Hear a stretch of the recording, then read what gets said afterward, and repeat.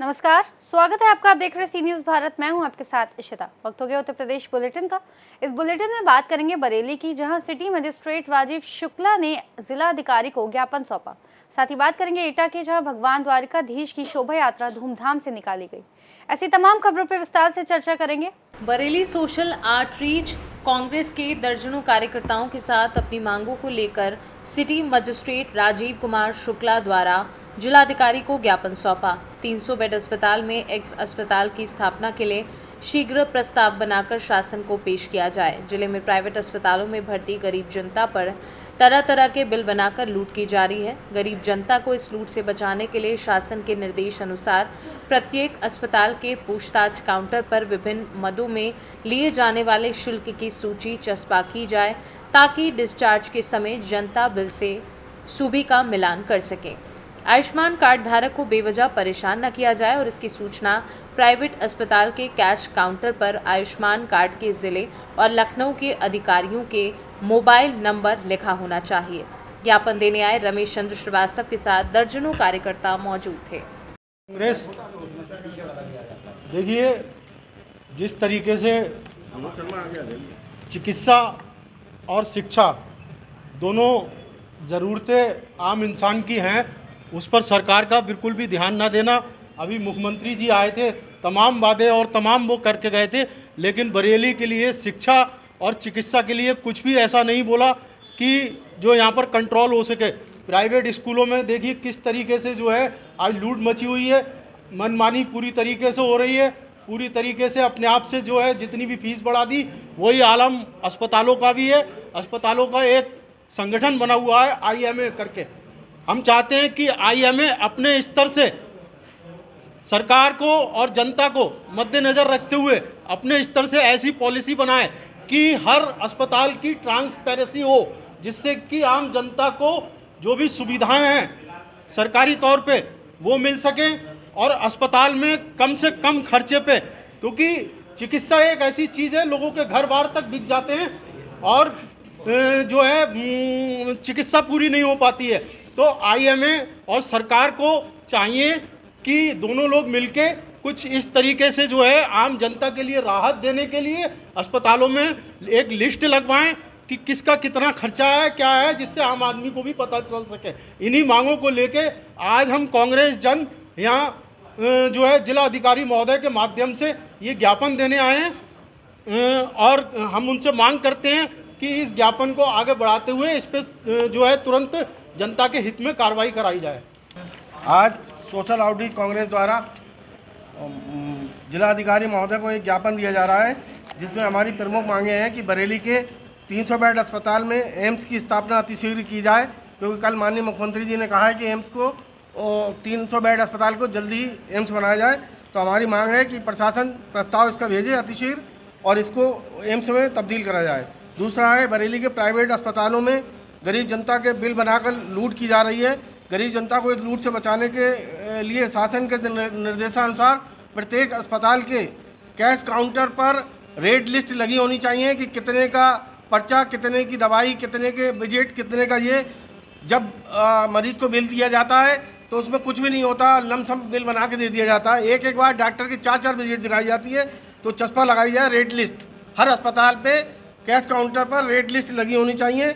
और आयुष्मान कार्ड धारकों को बेवजह परेशान किया जाता है कि तुम्हारा ये अपलोड नहीं हो रहा है, ये अपलोड नहीं हो रहा है। हर प्राइवेट अस्पताल पे आयुष्मान की सूचना बोर्ड लगा होना चाहिए। उस पर जिले के सूचना अधिकारी, जो जिले का अधिकारी हो आयुष्मान, और उत्तर प्रदेश का जो आयुष्मान का अधिकारी हो, उसके नंबर लिखे होने चाहिए, ताकि आयुष्मान कार्ड धारक अपनी समस्या का समाधान उससे तुरंत निराकरण करा सके।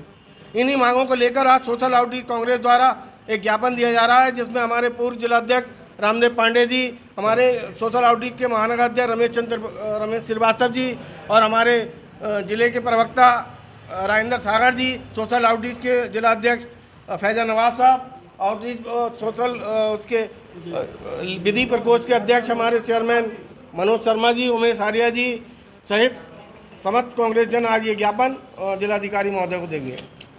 बरेली से सी न्यूज़ संवाददाता BS चंदेल की रिपोर्ट। एटा के जलेसर में वार्ष्णेय समाज के तत्वाधान में नगर में भगवान द्वारकाधीश की शोभा यात्रा धूमधाम एवं हर्ष और उल्लास के साथ निकाली गई। शोभा यात्रा में 2 दर्जन से अधिक झांकियां मां महाकाली हापुड़ का बैंड युवाओं को थिरकने के लिए मजबूर कर रहा था। भगवान द्वारकाधीश की नगर में सैकड़ों स्थान पर आरती उतारी। धर्म प्रेमियों ने भगवान के ऊपर पुष्प वर्षा की। शोभा यात्रा में साथ चल रहे लोगों को ठंडे पेयजल की प्याऊ एवं अन्य व्यवस्थाओं की। शोभा यात्रा में मां महाकाली का तांडव पर लगी रही भीड़। अन्य झांकियों को भी सराहा धर्म प्रेमियों ने। शोभा यात्रा का शुभारंभ बोरान गली स्थित द्वारकाधीश मंदिर से प्रारंभ हुई। शोभा यात्रा अकबरपुर हवेली, गांधी चौक, चिंताहरण मंदिर, हथौड़ा होती हुई महाराणा प्रताप चौक पहुंची, जहां से नगर के प्रमुख मार्गों पर होती हुई महावीरगंज स्थित मां दुर्गा मंदिर पर संपन्न हुई। इस दौरान शोभा यात्रा में अध्यक्ष अजय वार्ष्णेय, अवधेश कुमार वार्ष्णेय, रोहित वार्ष्णेय, DK वार्ष्णेय, संजय वार्ष्णेय आदि लोग मौजूद थे। एटा से सी न्यूज संवाददाता लखन यादव की रिपोर्ट।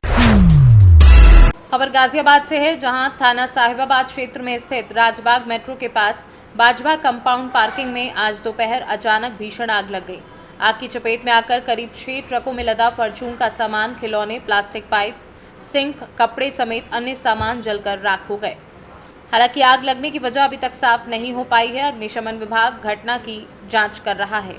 प्रत्यक्षदर्शियों के मुताबिक पार्किंग के पास झाड़ियों में अचानक आग लगी थी, जो आग फैल गई और मौके पर खड़े एक ट्रक को अपनी चपेट में ले लिया, जिसमें कपड़े और फॉर्चून का सामान था। वहीं अग्निशमन विभाग द्वारा आग की वजह की जांच की जा रही है और जांच के बाद ही आग लगने की वजह साफ हो जाएगी। एक मिनट हम पूछेंगे, बताओ क्या नाम आपका? मेरा नाम गुल मोहम्मद है सर। यहाँ आग लगी है, कौन सी जगह है यहाँ पे? ये है बॉर्डर कहलाता है, ज्ञानी बॉर्डर। जानी बोर्ड जी। यहाँ आग लगी है ट्रकों में, किस तरह से आग लगी है? ये क्या पीछे झाड़ियों में आग लगने की वजह से किसी ने कोई बीड़ी बीड़ी पी के पीछे डाल दिया था, उसकी वजह से एक गाड़ी में आग लगी, तो जिसमें कपड़ा वगैरह लोड था, परचून का सारा सामान था, जिसमें सारा किराना का सामान भी था और भी बहुत सामान था।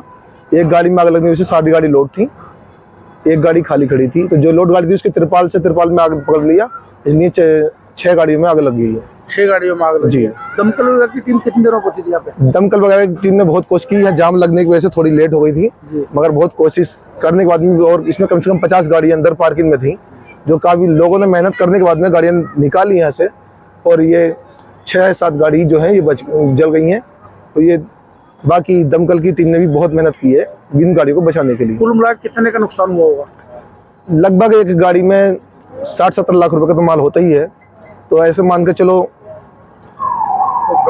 गाड़ियों की कीमत है कम से कम 20 लाख से कम तो है ही नहीं कोई सी गाड़ी की कीमत, तो कम से कम 6-7 करोड़ का नुकसान है गाड़ियों का, माल का और गाड़ियों का। आज समय दोपहर लगभग 13:04 पे फायर स्टेशन वैशाली पर सूचना प्राप्त हुई थी। राजबाग मेट्रो स्टेशन के पास एक ट्रांसपोर्ट के ट्रक खड़े करने का क्षेत्र था, जिसमें लगभग 6 ट्रकों में आग लगी हुई थी। तत्काल कोतवाली, वैशाली, साहिबाबाद, लोनी से फायर टेंडर्स को घटनास्थल पर भेजा गया और फॉर्म की सहायता से चारों तरफ होज लाइन फैलाते हुए आग को बुझाना चालू किया। आग की तीव्रता को देखते हुए टाटा स्टील से भी एक अतिरिक्त फायर टेंडर की मांग की गई। साथ ही JCB की सहायता से उसमें भरा हुए सामान को निकाला गया। साथ ही अन्य ट्रकों को जिसमें आग नहीं फैल पाई थी उनको सुरक्षित बाहर निकाला गया और आसपास के मकानों को भी सुरक्षित बचा लिया गया। घटना में किसी प्रकार की कोई जानहानि नहीं हुई है। लगभग 11 गाड़ी की सहायता से आग को पूर्ण रूप से बुझा दिया गया। इस समय कूलिंग का कार्य प्रचलित है। गाजियाबाद से सी न्यूज संवाददाता राजेंद्र चौधरी की रिपोर्ट। इस बुलेटिन में फिलहाल इतना ही। देश और दुनिया की तमाम बड़ी खबरों के लिए देखते रहिए सी न्यूज भारत।